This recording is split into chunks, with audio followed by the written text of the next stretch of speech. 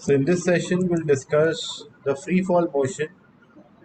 What is the meaning of a free fall motion when object is dropped from certain height,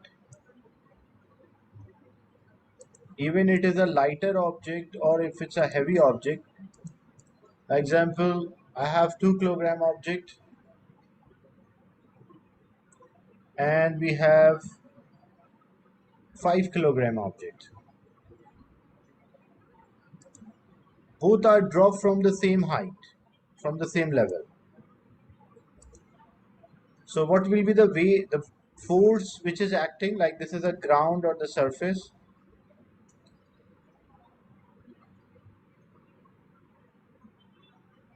So the ground is the force of a gravity of the earth which is acting on these objects which are having mass. What about the weight of 2 kilogram object? The weight of 2 kilogram will be equal to 20 Newton because the gravity of the earth is 10, so weight is mass multiplied by gravity. What about the weight of 5 kilogram object? It will be 5 multiplied by 10, that is equal to 50 Newton. So because these objects have weight or they experience the gravitational force, so when these objects experience the gravitational force of the earth, they tend to move towards the surface of the earth. And what we call this motion, we call this motion as a free fall motion. So basically, what is the definition of a free fall motion? It means when objects fall freely under the effect of the gravity or due to their weight, we call that as a free fall motion. If we try to calculate the acceleration of the object, what about acceleration of object A? So if we try to calculate the acceleration, we have the formula F is equals to ma. So force is equals to 20. The mass is 2 and we are finding acceleration. So this 2 is multiplied, other side it will be divided. So 20 divided by 2, that will be the acceleration, which is 10 meter per second square. So object A is having acceleration of 10 meter per second square. What about acceleration of object B? We have the formula F is equals to ma. The force which is acting on this object, that is the weight. M is the mass, which is 5, and A is the acceleration. 5 is multiplied, other side it will be divided. So 50 divided by 5, what is the acceleration? Again, it will be 10 meter per second square.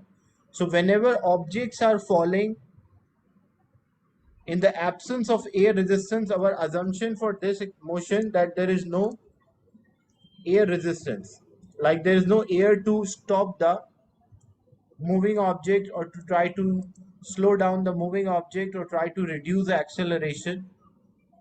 So when there is no air resistance, even if it's a lighter object or it's a heavy object, both objects will fall with the same acceleration, and this acceleration is known as acceleration due to gravity.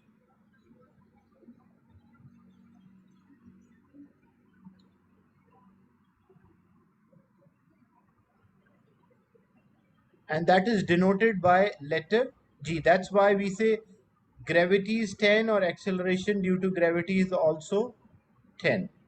So the concept of a free fall motion, when objects experiencing the force of gravity, they tend to move towards the surface of the earth, and they all have the same acceleration, that is 10 meter per second square on the surface of earth. So when an object is released near the surface of the earth, it will fall under the influence of a gravity, and we call that as a free fall motion. The acceleration of a free fall or acceleration due to gravity is denoted by letter G, and it is on earth, different planets it's having a different value, but on earth it is 10 meter per second square, and this is only true in the absence of air resistance. If air resistance is there, the acceleration will not be 10, it will be less than 10. So what does it mean the acceleration is 10? Example, if we have an object initially at rest, so its speed is 0 meter per second. When we drop after 1 second,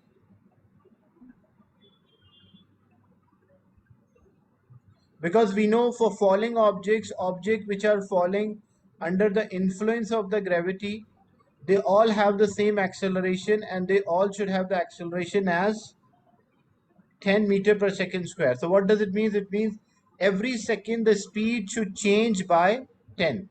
So if originally it is 0, after 1 second, what will be the speed? The speed will be 10. Then after 2 seconds, what will be the speed? The speed will be 20. Then after 3 seconds, if it does not hit the ground, after 3 seconds, the speed will be 30 meter per second. So every second for falling object, speed will change by 10, and we call that as acceleration due to gravity. It does not depend on the size of the object, even the object is lighter or the object is heavy. They all have the same acceleration. So if I drop, say, a 1 kilogram object and I drop a 5 kilogram object, both will have the same acceleration, because acceleration due to gravity does not depend on the mass of an object. It's a fixed value. So after 1 second, the speed of this 5 kilogram object will be 10. After 2 seconds, it will be 20.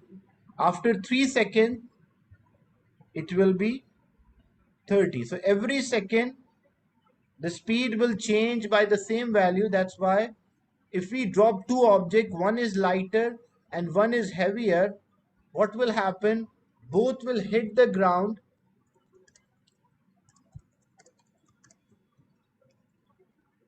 at the same time, because they have constant or same acceleration, which is 10 meter per second square. Is it clear the concept of acceleration due to gravity? Acceleration of a free fall, when objects are falling freely under the influence of a gravity, they all have the same change in the speed, or they all have the same acceleration. So it is independent of the mass of an object. So if I have three different objects, I have 1 kilogram object, I have 5 kilogram object, and I have 10 kilogram object. Yeah, even the masses are different. Look, when I try to work out the acceleration, say I have 1 kilogram object,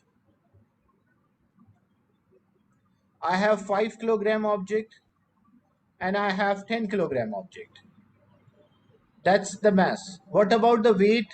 For 1 kilogram, the weight is equals to 10 Newton, because weight is mass multiplied by gravity. What about 5 kilogram object? The weight will be 50 Newtons.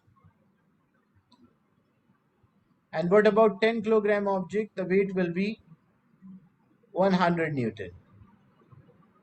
So when I calculate the acceleration, we know F is equals to ma, the formula to calculate the acceleration. If we know the change in speed, we can use that formula. Otherwise, if the force and the mass is given, then acceleration is force divided by mass. So what is a force acting on 1 kilogram object? That is its weight 10, and divided by the mass. So acceleration will be equal to force divided by mass. So force is 10, the mass is 1. So the acceleration of this object A will be 10 meter per second square. When I calculate the acceleration of object B, that is also force divided by mass. So force is 50 and the mass is 5. So 50 divided by 5, that's also equal to 10 meter per second square. And when I calculate for C, so force is 100 and the mass is 10. So acceleration will be 10 meter per second square. So all the objects A, B, C, you can clearly see they have different masses, they have different weights, but what is common for all of them, they have the same acceleration.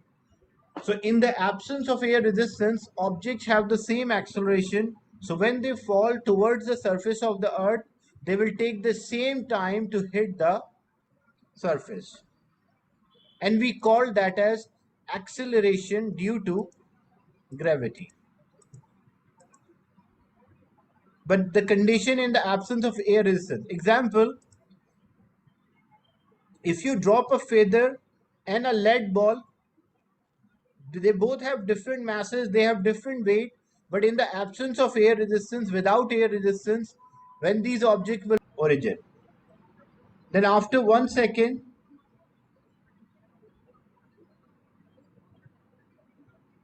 of a fall, because it is having an acceleration on earth, it is having acceleration of a 10. So after 1 second, speed will change by 10. Originally it was 0, so speed changes by 10. So at 1 second the speed is equals to 10. Then after 2 seconds,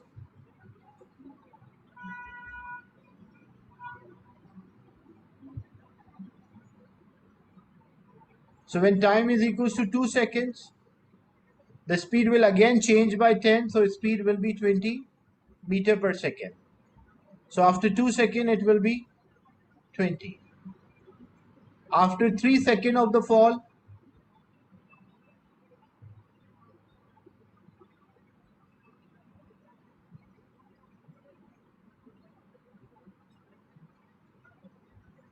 it will be 30.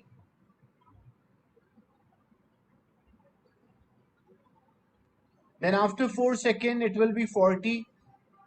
After 5 seconds it will be 50.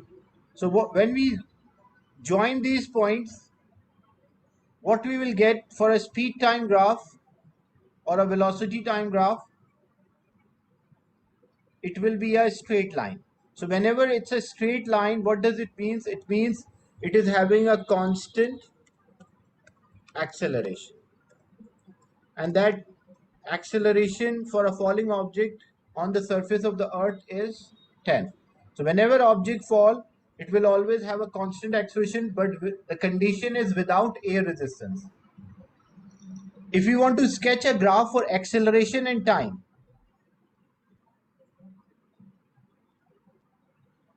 so because for falling objects acceleration is same or constant, so on earth it will be a horizontal line and the value of the acceleration will be 10. So after 1 second it will be 10, after 2 seconds 10, after 3 seconds 10, after 4 seconds 10. That's why it will be a horizontal line for acceleration time graph. This is the acceleration and time graph, and the previous one was a speed time graph or velocity time graph. Is it clear? The graph for falling objects without air resistance. Any doubt till this point?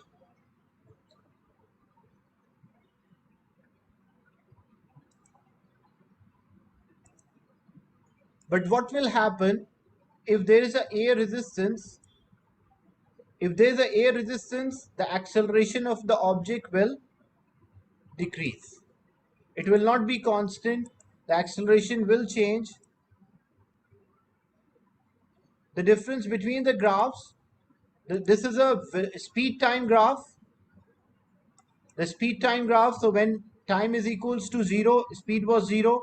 When time is equals to 1, speed is 10. When time is equals to 2, speed is 20. Time is equals to 3, speed is 30. What about acceleration? The term acceleration means change in the velocity. Divide by time interval. So what is the acceleration here? That is 10. What about acceleration from 1 second to 2 seconds? That is also 10. What about acceleration from 3 seconds, 2 seconds to 3 seconds? So that is also 10.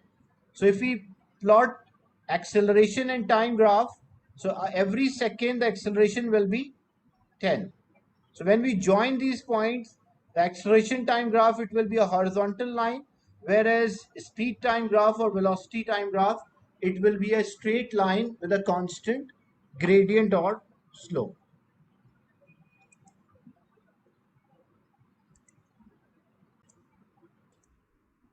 So this is a graph when object is falling without air resistance. But what will happen if there is air resistance acting on it?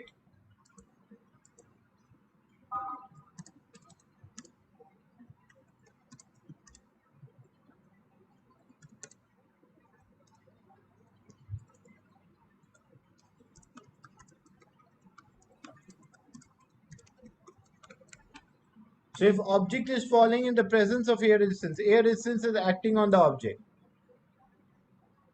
Now the acceleration will not be same. The acceleration will decrease and it will be zero. Because what happened when the object is falling,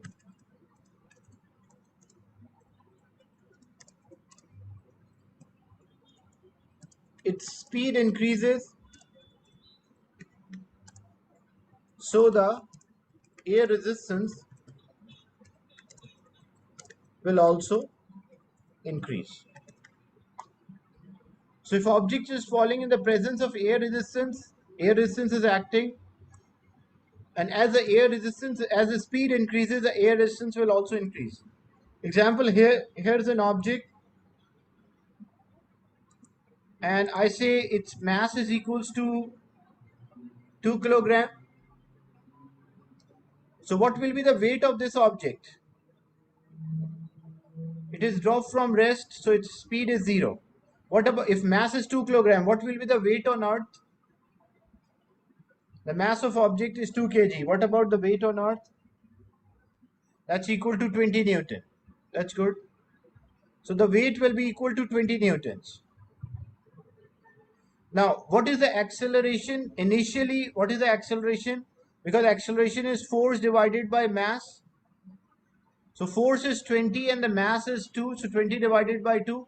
Initially, acceleration is 10 meter per second square. As this object is falling, initially it will have a constant acceleration initially. But as the acceleration is there, speed will change, speed will increase. As the speed will increase, what will happen? The air resistance will also increase. And what is the direction of the air resistance? Air resistance will always try to stop the object to oppose the motion.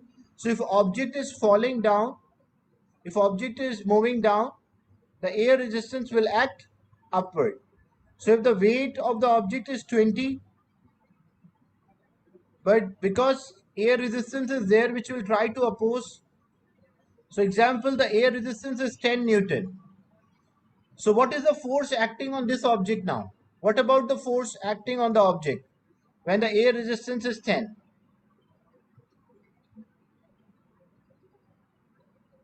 Weight is 20 and air resistance is upward 10. What about the force acting on the object? The resultant force.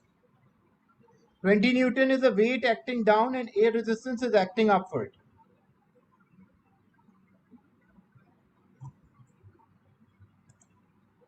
So the resultant force will be 10. And same way, if I say the air resistance, yeah, 10 Newton is a total resultant force is 10. So when we use this formula, we always substitute the resultant force. So resultant force is 10 and the mass is 2. So 10 divided by 2. Now what is the acceleration? Acceleration is 5 meter per second square. But because the object is accelerating, so its speed will increase until the weight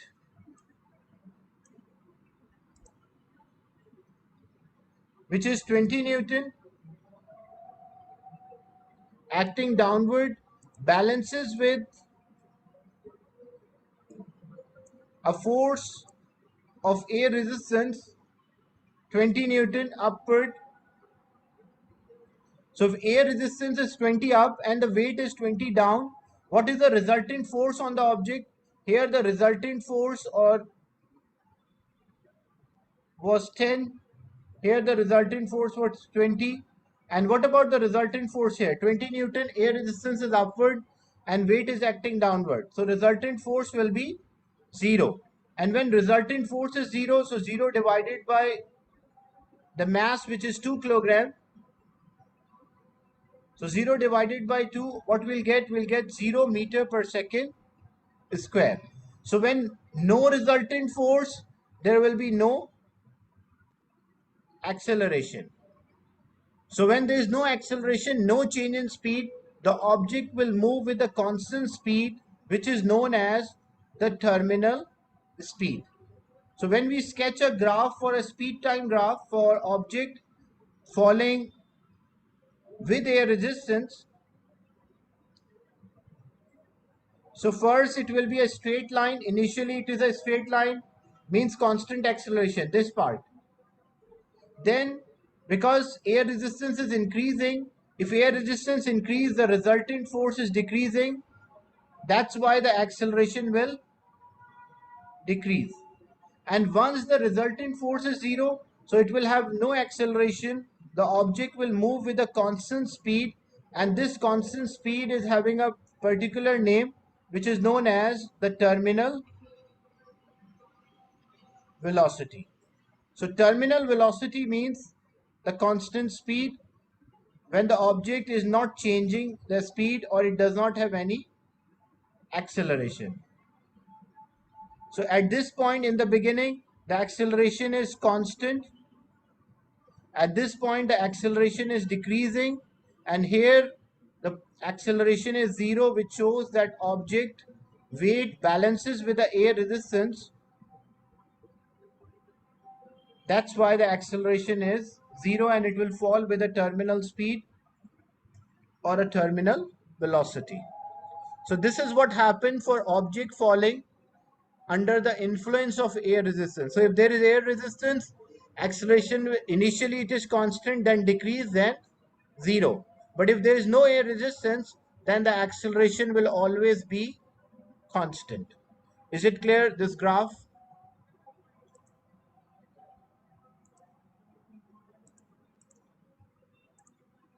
So example, say a paratrooper is there or a parachutist is there.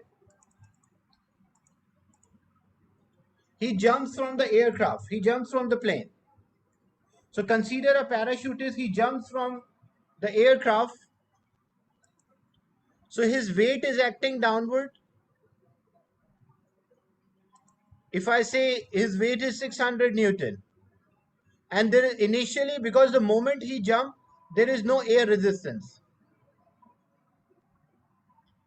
So if there is no air resistance in the beginning, the moment just he jumped, initially there is no air resistance. So acceleration will be 10 meter per second square. So when the parachutist jumps from the aircraft, his speed increases due to the weight of his body or the gravitational force. Now as his speed increases, the air resistance will also increase. So the weight will not change. The weight is 600 Newton. Example, air resistance is 200 Newton. What is the resultant force acting on this parachutist? What is the resultant force acting on this parachutist?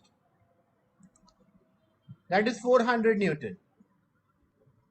So originally the force was only 600, but now the force is 400. So if the force decrease, what happened to acceleration? It will increase or decrease. Originally the force was 600, now the force is 400. So what happened to his acceleration?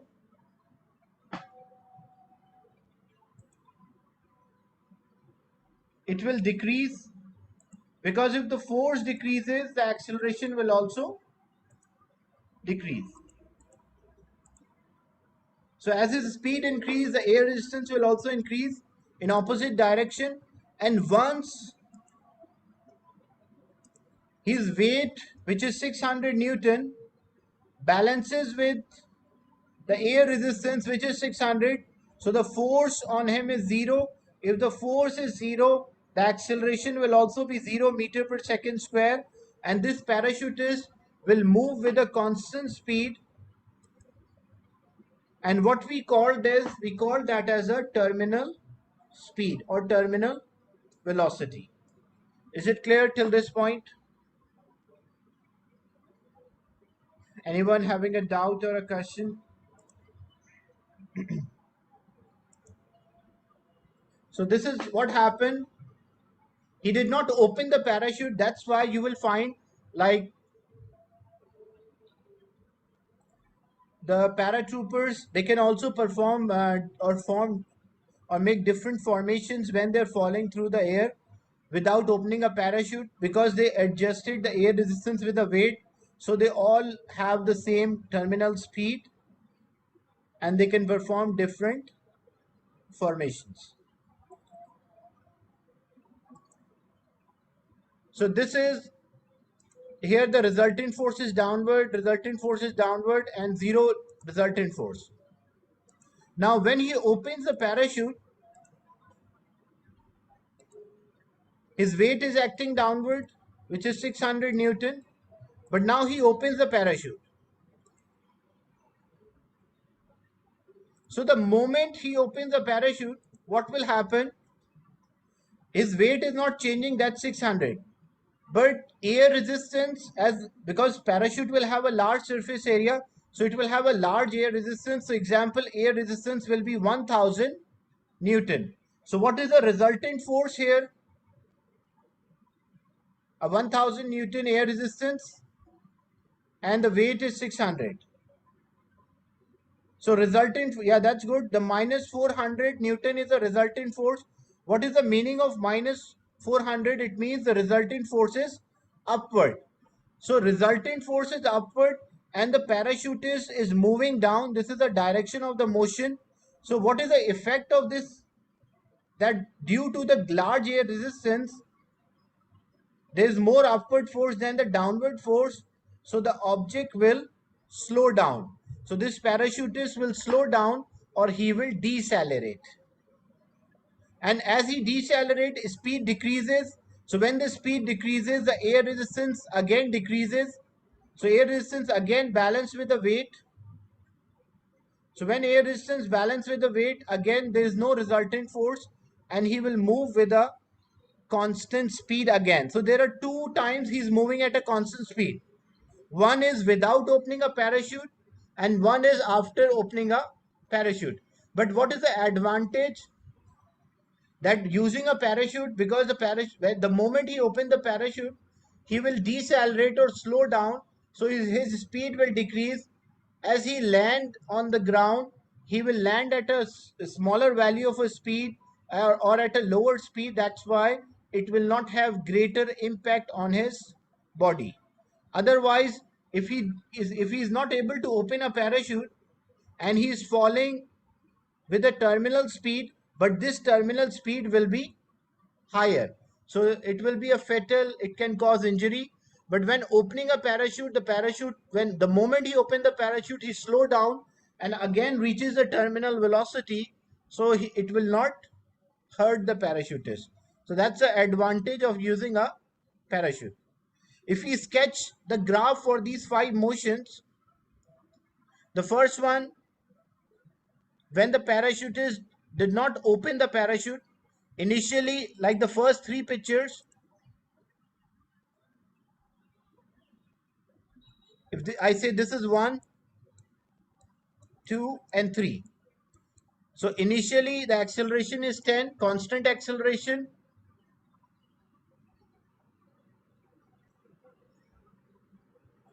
Acceleration decrease, and here the acceleration will be 0. So how we represent these motion for 1, 2 and 3? So this is what happened. Constant acceleration, because that's a straight line. That's a picture 1. Then picture 2, because air resistance is increasing, so acceleration is decreasing. And then the picture 3, acceleration is 0. He is moving at a constant speed. Is it clear till this point? The first three pictures explanation. 1, 2, and 3. Then what happened? The moment he opened the parachute,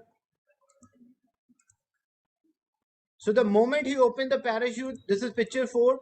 So because there is more upward force than downward force, so he will decelerate. Decelerate means the speed will decrease. So how we can represent a decrease in the speed?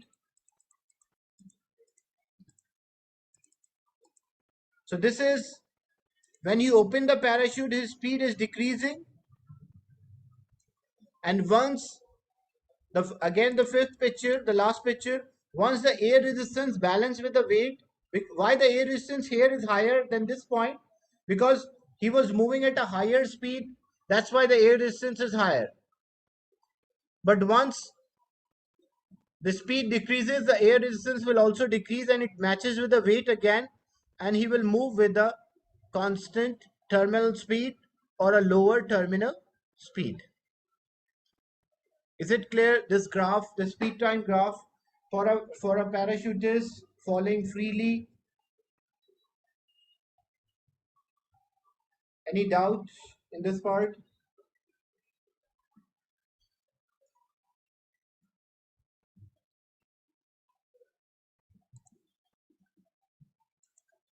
Now some questions related to this. A parachutist is falling through air at a terminal velocity. Terminal velocity means constant velocity. So if he is falling at a constant velocity, so what is the condition for terminal velocity? As you can see in picture 3, he is moving at a terminal velocity when no acceleration.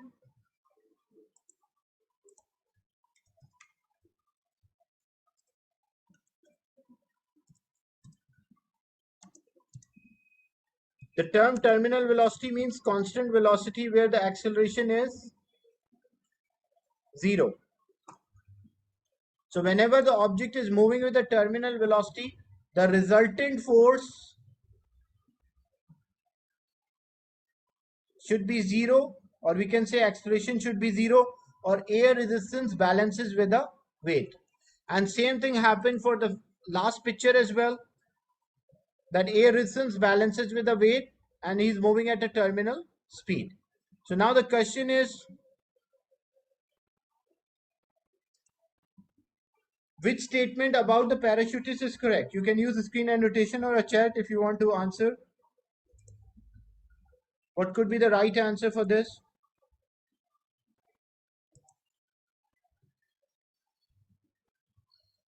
Every force acting on the parachute equal to 0? No, that's wrong. Not because there is a weight acting, air resistance is also acting. But the resultant force which is acting on the parachutist is equal to 0, and when resultant is 0, the acceleration will also be 0. And when acceleration is 0, the object will move at a constant speed known as the terminal speed. Is it clear, this part? The terminal speed for or a constant speed? Any doubt in this?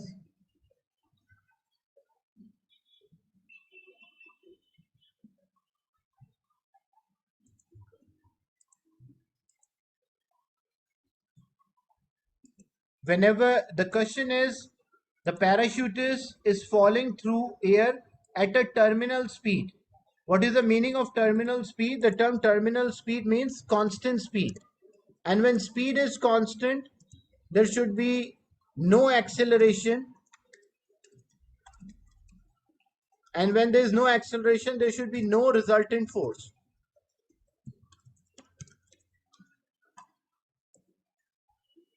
So which statement is correct? The resultant force acting on the parachute is equal to 0.